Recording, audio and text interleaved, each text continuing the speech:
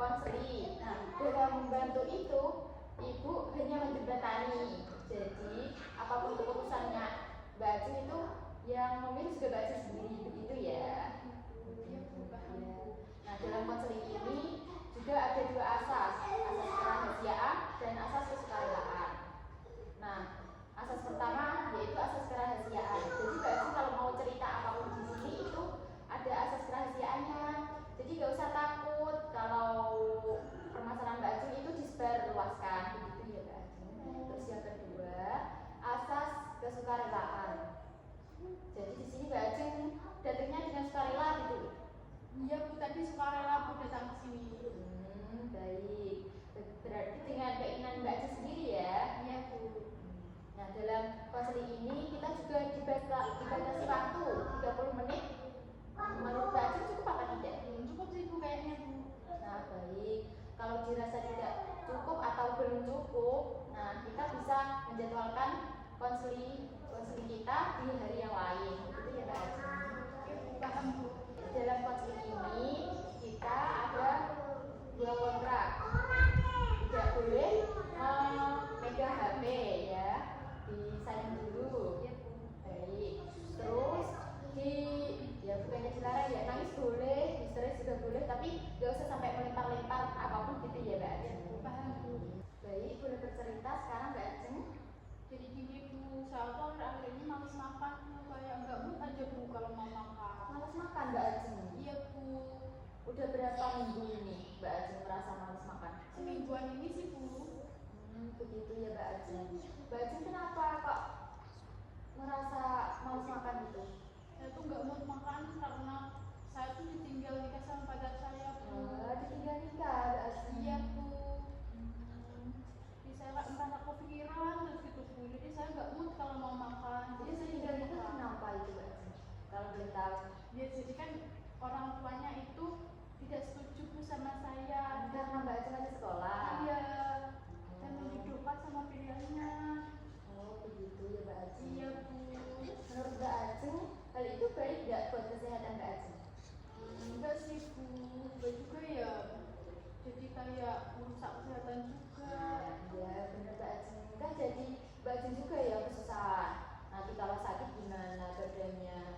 Kalau Ibu boleh menyarankan, sebaiknya Mbak Ajeng fokus ke diri Mbak Ajeng sendiri dulu. Gitu ya Bu ya. Kan Mbak Ajeng juga cantik, pinter juga. Jadi Mbak Ajeng sekarang mendingan fokus sekolah dulu. Menurut Mbak Ajeng bagaimana? Ya juga sih Bu. Mungkin saya mikir sekolah dulu aja. Menurut Mbak Ajeng ya, selain memfokuskan diri, Mbak Ajeng mau melakukan apa? Mungkin kedepannya biar ngikutin diri saja sih Bu, kedepannya biar gak keingat masalah itu. Ikut organisasi menurut Mbak Ajeng bagaimana?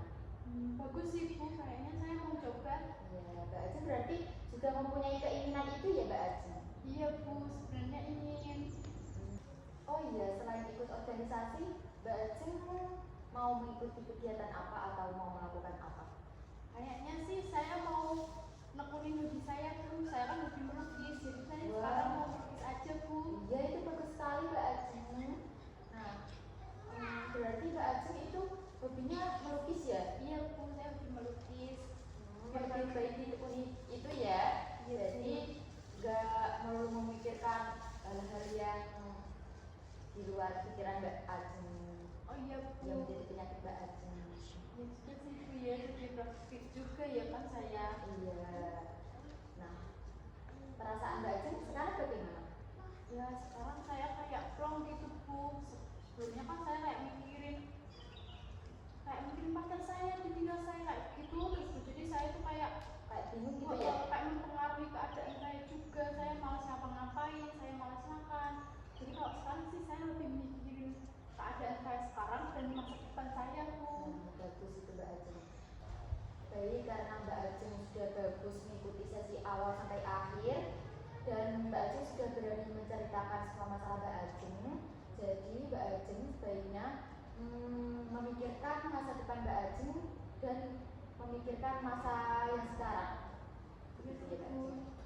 Iya Bu, saya sekarang sudah mulai memikirkan masa sekarang saya dan untuk masa depan saya.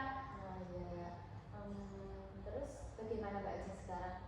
Saya perasaannya saya lebih lega sih Bu, sudah pulang juga. Terima kasih Bu. Baik-baik. Oke, karena waktu sudah habis, sesi konseling hari ini Ibu akhiri dulu ya Mbak Ajeng. Iya Bu, terima kasih Bu. Jadi kalau Mbak Ajeng masih mau bercerita pada Ibu bisa dihubungi